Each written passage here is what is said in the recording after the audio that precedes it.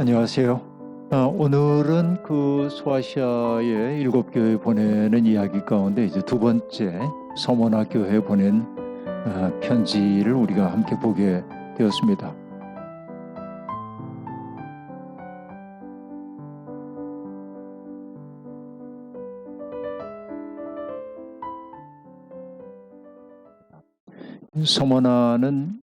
서머나라고 발음하지만 스미르나 라고 보통은 얘기하고 있고, 지금은 이제 터키로 얘기하면 이즈미르라고 하는 곳입니다.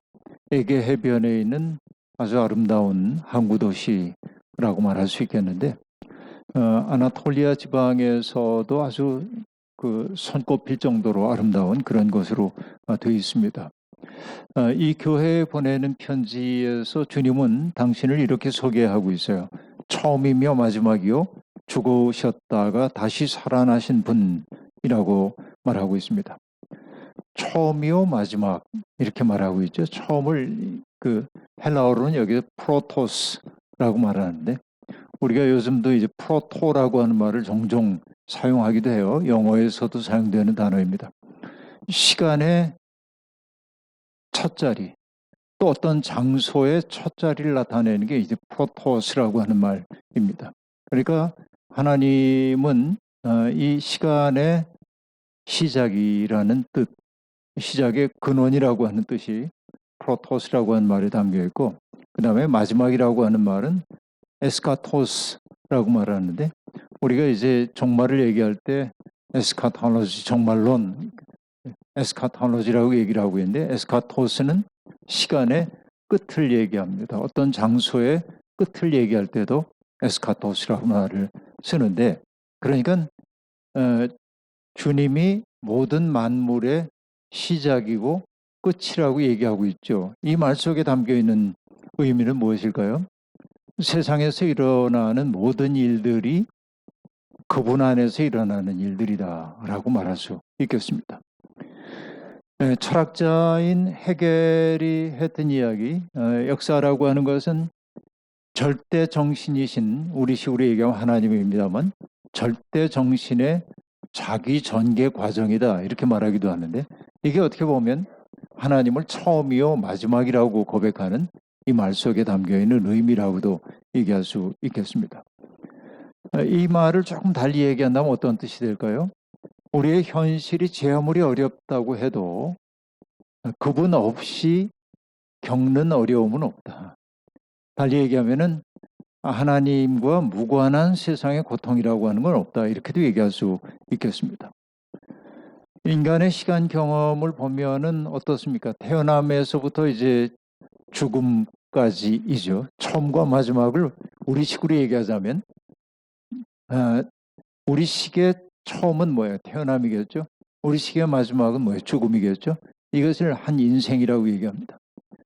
그러니까 누구도 이 방향을 역전시킬 수는 없습니다. 태어남에서부터 죽음을 향해 가는 거죠. 직선적인 시간이라고 얘기할 수 있습니다. 그런데 그 시간은 수없이 많은 반복과 순환으로 이루어져 있습니다. 하루가 있고 일주일이 있고 한 달이 있고 1년이 있고, 이것들이 순환합니다. 그래서 우리의 시간 경험은 나선형적 경험을 하면서 앞으로 나가는 거죠. 날마다 똑같이 반복되는 일들을 경험하고 살고 있는 것 같은데, 근데 또 가다 보면 앞으로 나가 있단 말이죠. 반복하면서도 앞을 향해 나가는 게 이게 인간의 삶의 경험이라고 얘기할 수 있겠습니다. 그러니까 주님은 당신을 나는 처음이요 마지막이다라고 소개하고 있고, 그 다음에 뭐라고 얘기하고 있어요? 죽으셨다가 다시 살아나신 분, 그렇게 말합니다. 기독교의 독특함이 있다고 한다면, 삶으로부터 죽음을 향해 간다고 말하지 않고 오히려 죽음으로부터 새로운 생명이 시작된다. 이게 기독교 신앙의 어떤 그 놀라운 점 가운데 하나라고 얘기할 수 있습니다. 예수 그리스도의 죽음으로부터 모든 시간이, 모든 생명이 새롭게 탄생하기 때문에 죽음으로부터 시작되는 생명의 신비를 얘기하고 있단 말이죠. 그래서 죽으셨다가 다시 살아나셨다.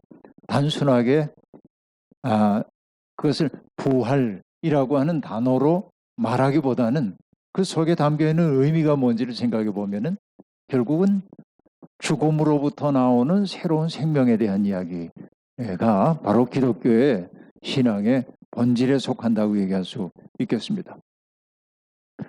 그 때문에 주님은 이 세상에서 모든 경험을 다 겪어내셨죠. 죽음에 이를 때까지. 그래서 히브리서는 제가 종종 인용하기도 하는 말입니다마는 히브리서 4장 15절은 이렇게 말하잖아요. 우리의 대제사장은 우리의 연약함을 동정하지 못하시는 분이 아닙니다. 그는 모든 점에서 우리와 마찬가지로 시험을 받으셨지만은 죄는 없으십니다. 라고 말하고 있습니다. 인간이 겪어야 할 모든 고통을 다 겪었어요. 우리는 아직 죽음을 겪지는 않았죠. 죽음에 대해서는 알고 있습니다. 하이데거라고 하는 철학자도 인간을 가리켜서 죽음에 이르는 존재라고 얘기하고 있는데 누구나 다 아는 얘기죠. 인간은 죽음에 이르는 존재입니다. 그 말은 죽음을 의식하며 산다는 얘기일 거고요. 죽음의 의식이라는 것은 유한성에 대한 인식입니다. 나는 언젠가 죽을 거다라고 생각하는 거죠. 그러나 인간은 한 번도 죽어본 적이 없기 때문에 마음속에 어떤 생각을 품고 사냐면 나는 언젠가 죽을 것이다. 그러나 지금은 아니다. 이렇게 생각을 한단 말이죠. 아직은 시간이 있다. 근데 언제나 이제 마지막에 당도해서야 시간이 없다는 사실을 알아차리곤 하는 거죠. 그러니까 나는 누군가의 죽음을 경험합니다. 가까운 사람이 세상을 떠나는 모습을 고통스럽게 지켜보기도 하고, 그렇죠. 죽음이 이런 거구나. 이렇게 떠나는구나 하고 알지만, 그러나 정작 나 자신의 죽음은 한 번도 경험해 본 적이 없는 거죠. 이게 이제 인간의 유한함이라고 볼 수 있습니다. 그러나 그리스도께서는 죽음까지도 경험하셨죠. 그래서 죽음의 공포 속에 있는 모든 사람들, 또 육신을 가지고 있기 때문에 온갖 어려움을 겪으며 사는 사람들의 연약함을 주님은 체휼하신다라고 얘기해요. 이게 옛날 번역은 체휼이라고 그렇게 얘기를 하고 있죠. 우리의 연약함을 동정한다라고 그 새 번역은 번역해놨지만 우리에게 확 와닿는 건 뭐냐 체휼이라고 하는 말이죠. 몸으로 그냥 확 느끼는 거니까 이 단어가 있습니다. 서문학 교회는 이제 주님은 당신을 그렇게 소개한 다음에 먼저 칭찬으로 시작하고 있습니다. 나는 내가 당한 환난과 궁핍을 알고 있다. 그런데 사실 너는 부요하다라고 말하고 있습니다. 환난과 궁핍을 알고 있다라고 말씀하시면서 동시에 그런데 사실 너는 부요하다라고 말합니다. 부요함의 근거는 뭐죠? 또 자칭 유대 사람이라는 자들에게서 내가 비방을 당하고 있는 것도 나는 알고 있다. 그러나 사실 그들은 유대 사람이 아니라 사탄의 무리다라고 말합니다. 도대체 서문학 교회의 성도들이 직면하고 있던 현실이 무엇이었을까요? 그 당시에는 황제 숭배 요구가 팽배했던 때이기도 합니다. 따지고 보면요, 이 로마라고 하는 국가는 굉장히 다양한 민족들이 이룬, 어떻게 보면은 지금 미국이나 이런 나라하고 비슷한데요. 다양한 민족들로 이루어진 거대한 제국이었습니다. 문화도 다르고 풍토도 다르고 인종도 다르고 피부 빛깔도 다릅니다. 그러니까 이 거대한 제국의 통합이 무엇보다도 중요했겠죠. 저마다 다 다른 사람들이었기 때문에. 근데 이 전체를 하나로 아우를 수 있는 하나의 상징이 필요했어요. 그게 뭐냐? 황제를 신으로 숭상하는 거. 그러니까 황제라고 하는 존재를 신적 존재로 고양시킴으로 제국에 속해 있는 모든 사람들이 그 황제라고 하는 하나의 중심 속에 연결되도록 만들고 싶었던 것이 황제 숭배라고 얘기할 수 있겠는데요. 사실은 이런 황제를 신격화하는 일은 로마 제국의 첫 번째 황제였던 옥타비아누스, 성경의 이름으로 얘기하자면 아우구스투스라는 황제 때부터 시작된 일입니다. 옥타비아누스라고 하는 사람이 로마 제국이 분열되어 있던 로마 제국의 내전을 끝내고 이제는 명실상부한 왕이 되었습니다. 그러자 원로원은 그 옥타비아누스에게 위대한 자라고 하는 칭호를, 명예스러운 호칭을 줍니다. 그게 바로 아우구스투스예요.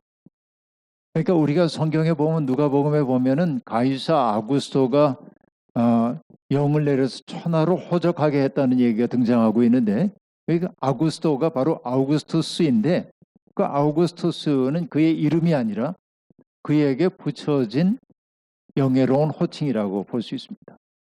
마치 우리가 간디를 얘기할 때 모한다스 간디인데, 모한다스란 말보다는 우리가 마하트마 이런 말을 더 익숙하잖아요. 마하트마는 위대한 혼이라는 뜻이거든요. 이런 이제 이름을 붙여준단 말이죠.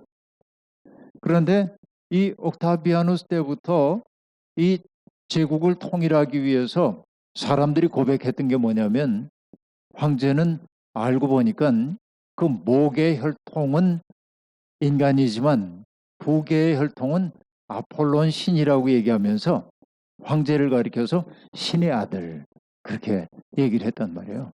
신의 아들이에요. 그리고 이제 전쟁을, 지중해 세계의 전쟁이 수십 년 지속되고 있었는데 그 전쟁을 그치게 했다고 해서 그를 뭐라고 고백하냐면은 평화의 왕, 그렇게 고백을 했어요. 그리고 그 거대한 제국을 다스리는 분이기 때문에 뭐라고 했냐면 퀴리오스, 주님이라고 고백을 했던 겁니다. 그리고 아까 얘기한 대로 그 부계의 혈통이 신이기 때문에 그를 뭐라고 말하냐면 Son of God, 신의 아들, 구원자, 이런 말을 써요. 근데 우리는 알잖아요. 주님이라든지 평화의 왕이라든지 구원자라든지 이런 말이 예수님에게 귀속되는 말처럼 여기고 있지만, 그러나 최초의 그런 호칭을 들었던 사람은 옥타비아누스, 곧 아우구스투스였단 말이죠. 그러니까 그 옥타비아누스, 아우구스투스 황제 시대에, 또 그 이후의 시대에 박해를 받았던 예수 그리스도에게, 황제에게만 귀속되었던 모든 명칭을 갖다 바친 게 기독교의 시작이에요. 그러니까 기독교는 얼마나 어떻게 보면 반제국주의적인 그런 혁명 정신으로 가득 차 있음을 우리가 알 수 있겠는데요. 그런 것입니다. 그래서 그 제국의 영토 속에 살고 있는 사람들은 뭘 해야 했냐면, 하나의 제국 의례처럼 카이사르가 주님이시다라고 선언을 해야 합니다. 이게 국가에 대한 충성 맹세나 마찬가지예요. 그러고 나면 내가 어떤 신을 섬기든지 상관없어요. 카이사르, 곧 황제가 신이라는 고백을 한 다음에는 내가 어떤 신을 믿든지 제국은 다 허용을 해준 거예요. 그런데 기독교인들은 도저히 그렇게 고백할 수가 없었어요. 황제가 그 신이라고 고백할 수가 없는 겁니다.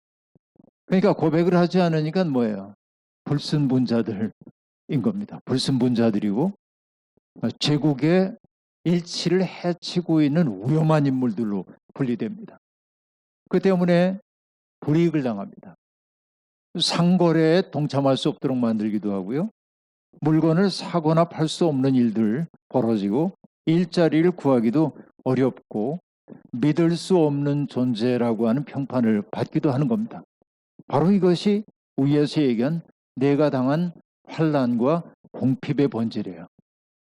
그러니까 내가 황제 숭배를 거절했기 때문에 어떤 상행위를 할 수가 없어서 내가 가난해지는 거예요. 핍박을 당하는 거예요. 이런 상황이라고 볼 수 있습니다.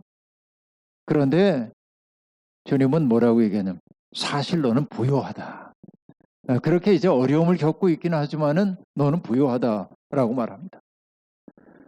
자칭 유대인이라고 하는 이들이 너희들을 비방하는 걸 내가 알고 있다 하고 말합니다. 자, 유대인들은 여러분 회당 공동체를 통해서 기독교인들과 상당히 갈등 관계 속에 있다는 이야기는 지난 시간에도 했는데, 유대인들과 기독교인들이 좀 갈라지는 지점이 있었습니다. 이런 지점이에요. 유대인들은 하나님의 복을 받은, 하나님에게 복을 받았다는 외형적 징표로 몇 가지를 얘기하고 있는데, 그 가운데 하나가 부유함입니다. 내가 물질적으로 복을 받은 것이 하나님이 나를 사랑한다는 증거로 여겨졌단 말이죠. 그리고 명예, 자식들이 많은 것, 그리고 경건한 사람으로 사는 것, 이런 것들이 유대인들의 복받은 징표였단 말이죠. 우리도 여러분 오복 얘기하잖아요.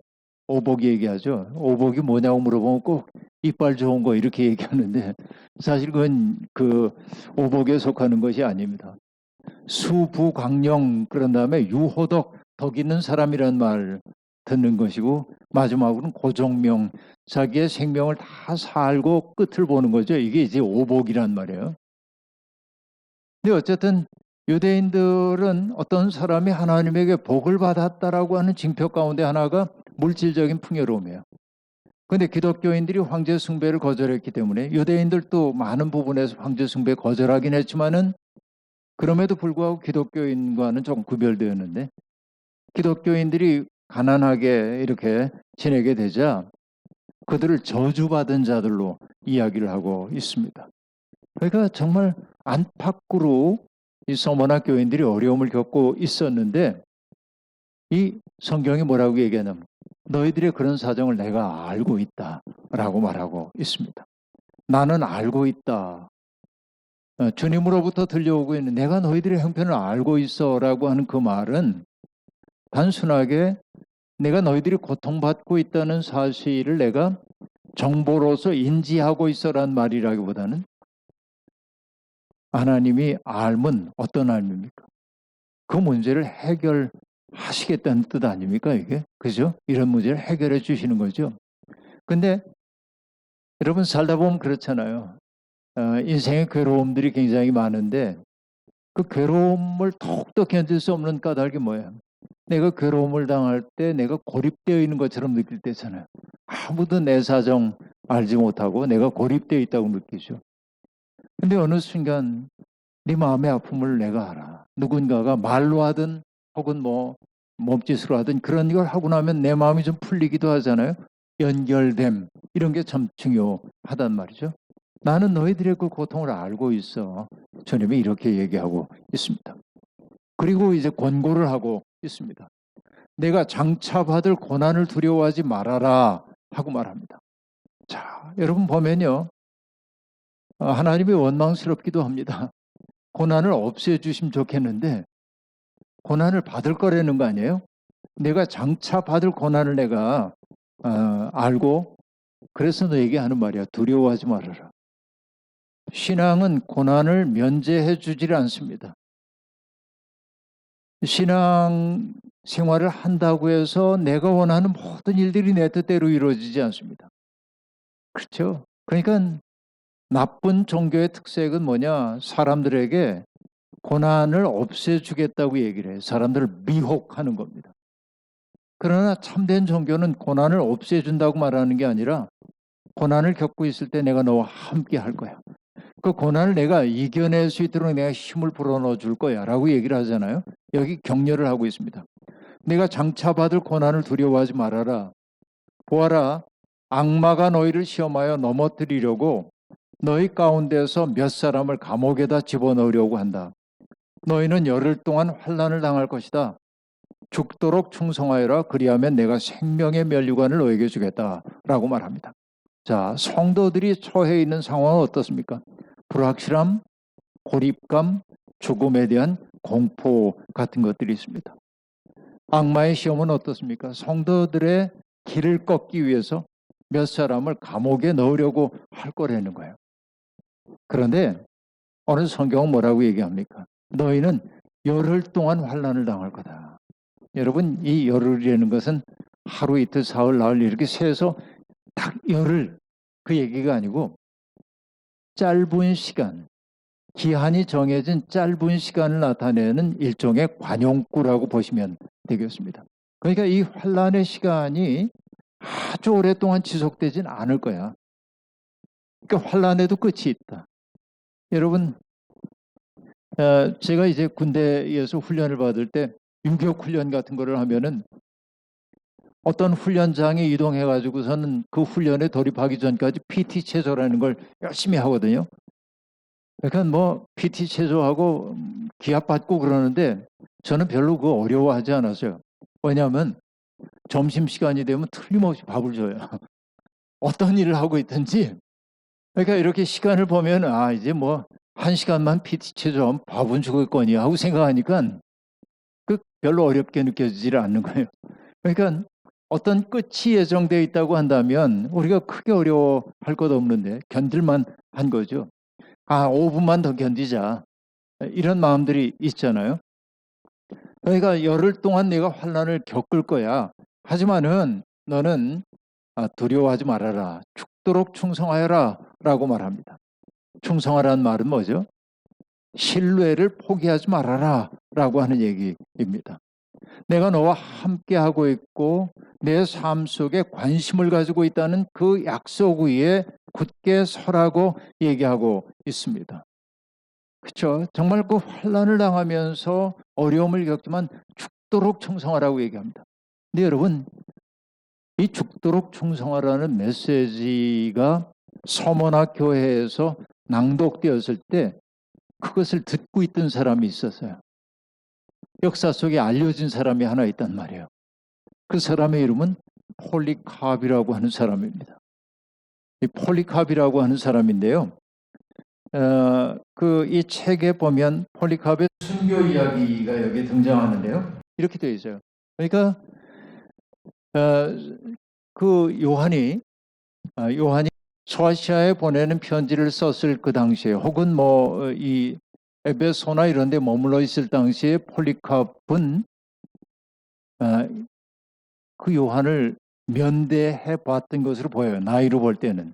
그러니까 이 편지가 낭독돼도 이제 분명히 듣고 있었단 말이죠. 죽도록 충성하라 이 말을 듣고 가슴에 새겼던 사람이에요.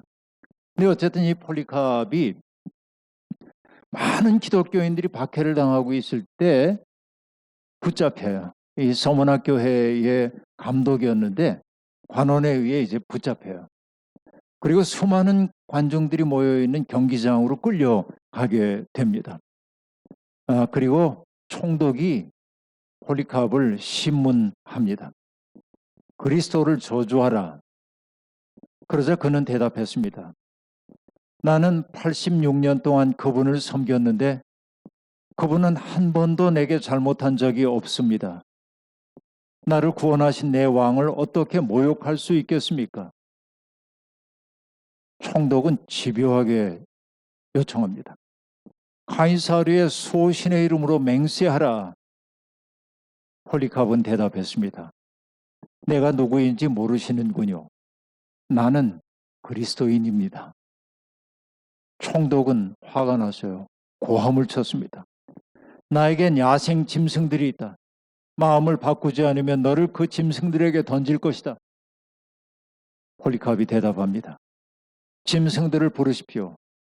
더 나은 상태에서 그보다 못한 상태로 돌이키는 것은 우리에게 허락되지 않으니까요. 그러나 악한 상태에서 의로운 상태로 옮겨가는 것은 고결한 일입니다. 총독이 이제 화가 많이 났어요. 내가 야생 짐승들을 우습게 여긴다면 너를 불사르겠다. 폴리캅이 대답합니다.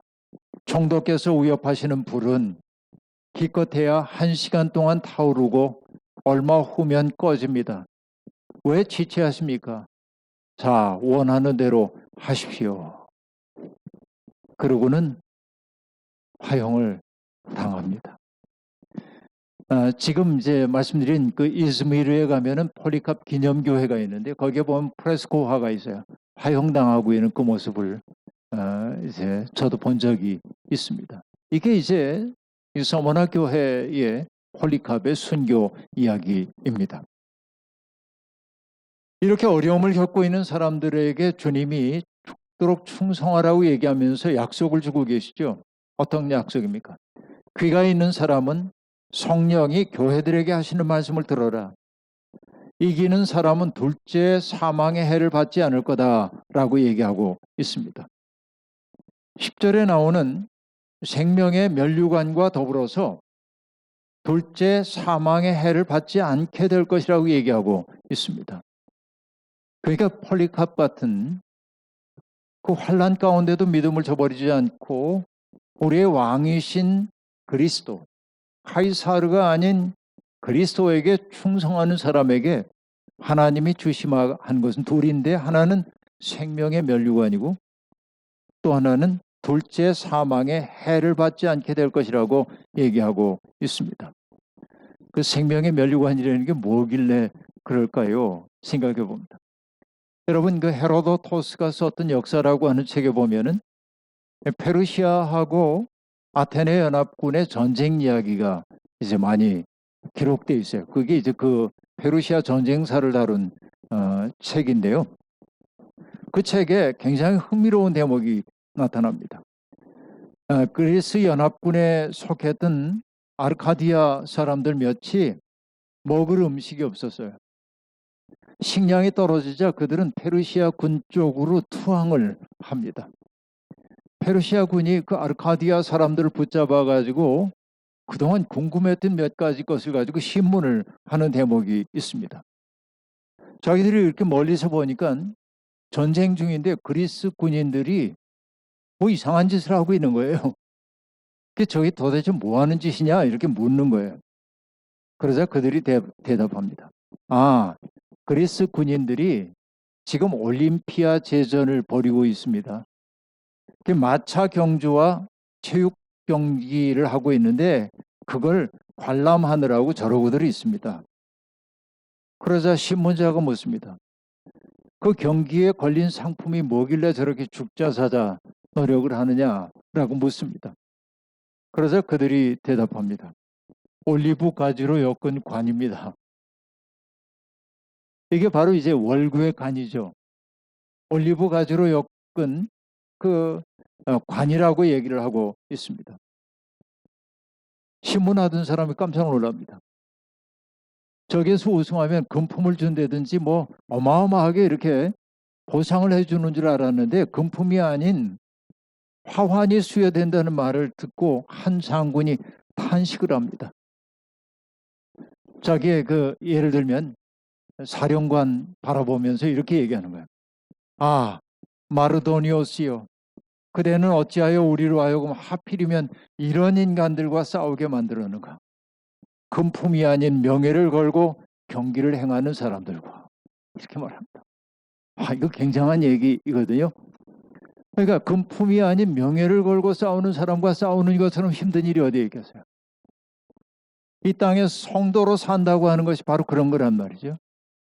그러니까 우리가 예수를 믿는 까닭은 그분이 우리에게 금품을 주고 뭔가 내가 원하는 것들을 충족시켜 주기 때문이 아니라 그리스도의 생명에 잇된 존재가 되어 산다는 그 자체를 생명의 면류관으로 여기고 사는 거잖아요. 결국 그런 생. 여러분, 내가 원하는 것을 그분이 채워주기 때문이 아니라 나를 하나님의 그 영원한 생명 속에 동참시켜 주시고 받아들여 주신 그 은혜에 보답하는 삶을 사는 게 생명의 면류관을 받은 삶이 아니겠습니까? 그렇죠? 그렇게 그 큰 생명 속에 들어가게 될 때 우리는 뭐예요? 두 번째 사망의 해를 겪지 않게 된다. 응? 그 영혼이 정말 뭉클어져 가지고 영혼이 하나님 배울 수 없을 정도로 어두워진 사람이 아닌 거. 이 폴리캅처럼 죽음 앞에서도 당당하게 나의 주인은 그리스도라고 고백하며 가는 사람은 죽은 사람 아니잖아요. 정신 살아있는 사람입니다. 바로 서문학 교인들에게 주신 약속은 바로 이런 데 있다고 볼 수 있습니다. 그래요. 이 서문학 교회는 정말 순교자를 낸 교회로 유명한 교회입니다. 하나의 에피소드를 말씀드리면은 우리 지방에서 터키로 소위 순례 여행을 떠났을 때 이즈미르에 있는 서문학 교회에 들린 거예요. 소아시아 7교회에 속하니까. 그리고 거기 가가지고서는 그냥 가서 기도해 하고 우리 나왔어요. 근데 저는 여러분 아시다시피 습관적으로 가면은 거기에 관한 책을 사고 그래서 이동하는 과정 중에 이제 책을 읽고 그러는데 마침 우리가 들렸던 그날이 폴리캅 순교일이었습니다.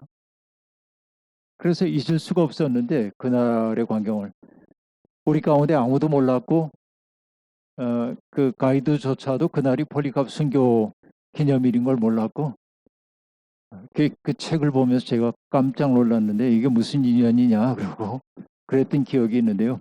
아무튼 이 서문학 교회 주신 말씀을 통해서 여러분 처음이요 마지막이라고 얘기했고 죽었다가 살아나신 분이라고 얘기했죠.